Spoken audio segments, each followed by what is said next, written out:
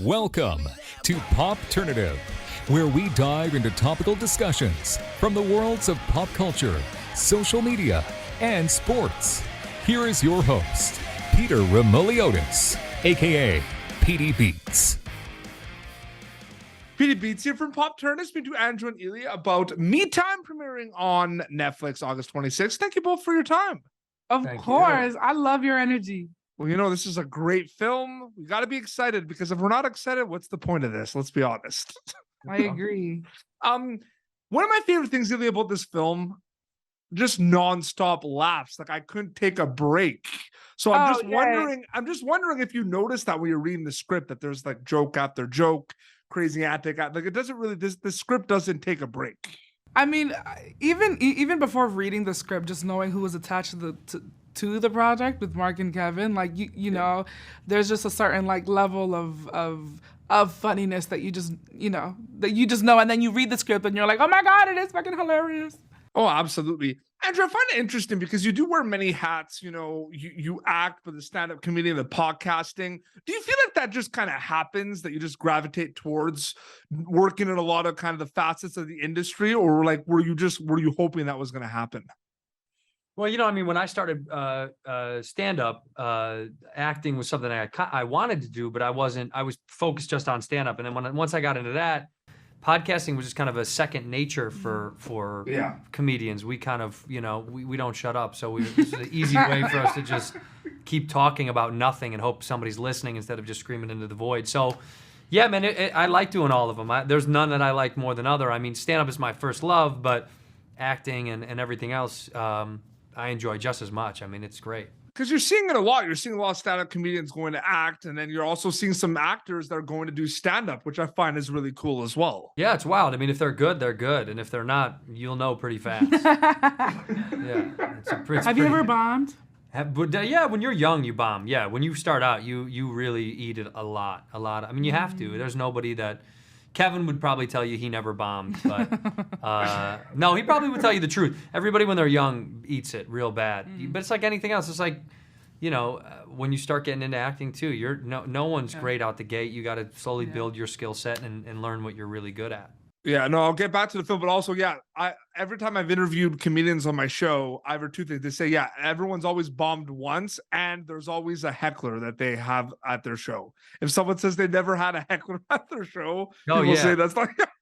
Yeah, there's always hecklers, man. There's always people that get too drunk that think they have something funnier to say than you, and that's their time to shine, you know? But word to the PSA, to the Y, do not heckle comics. Just shut up. Just shut up. No, absolutely. We'll get back to the film though. Ilia, you mentioned, Kevin and Mark.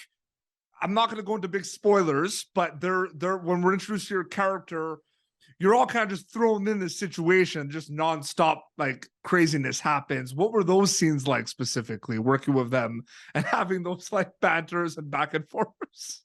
It was great. It was like the playing was funny and messy and it was great. They know how to be a good scene partner. They know how to like leave the ego at the door and just let the story win.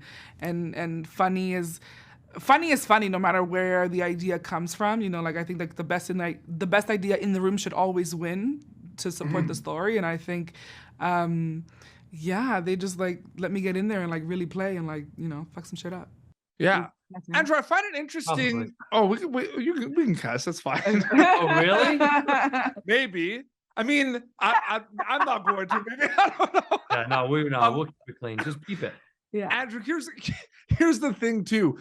When we meet your character for the first time, you know, you're a parent at the school where Kevin Hart's kids are going, right? And like we're not sure, like it's blurry in terms of if you're like friends or if you're like, you know, enemies or anything. And then like you find out there's kind of a little bit of like, are you guys friends? Are you not friends? Is that cool to kind of see on the script as well? Like where you're not sure what it is. Like people have kind of, you want maybe to be friends, but you're not sure what that is, those two characters. Well, yeah, I mean, that's the gray area of the relationship that I have, that the characters have, is that it's like trying to earn a little bit of friendship, but also, you know, I think Kevin's character automatically assumes everybody that he talks to is his friend, which is probably part of the reason why, you know, he's so entangled in the being like the great dad, the good guy, the giver, that he doesn't realize, you know, well, what is he like? That's kind of the premise of the film is, you know, what do you like? And you need to take some time for yourself to find out what's your thing. So yeah, he's not my friend, and he finds out brutally that he is not. But you know, it takes a turn, which is great. Well, I want to throw this up for both of you because both of you actually have dialogue with Kevin Hart where your characters have hilarious lines and he has hilarious lines for your characters. Were there many takes of certain, like with Kevin specifically on certain scenes? I mean, Kevin is definitely a professional. There were definitely moments where I think he would like kind of like laugh at his like he'd have ideas and like you could see him have the idea before he said the idea, so he would like laugh at the idea. But he's a professional. He keeps it pushing, you know, and I think everyone was also, you know, keeping the ball in the air and all. Yeah. Yeah, well with Kevin, go ahead. Go ahead. No, go ahead. No, I was just gonna say Kevin is you know, he'll do as many takes until it's funny, until the rhythm is right, and then you can move on, you know. But I think everybody knows when it worked. Yeah. And everybody knows when it didn't work. Yeah, Andrew, especially you're like with at the school, like at the PTA meetings, those like kind of back and forths, like those were super fun, man. We got to banter a while, and then you know, at some point you kind of whittle down the best version of all of it, you know, because especially on a walk and talk, you know, where you're walking and joking and there's a lot of moving pieces, then it's you got to kind of get it down to the nitty gritty. So you know what I mean? So you get the message out, the jokes out, and also get exactly what the story needs to be in that little, you know, 20-second time frame. Oh, absolutely. Ilia, have you noticed too when you're reading the script for this as well and seeing playbacks? I mean, I'm sitting down, I put the movie on, and it's just right, like doesn't waste any time, like gets right into it and everything. That's really fun to be part of a project that just right away, like you're in, you know what I mean?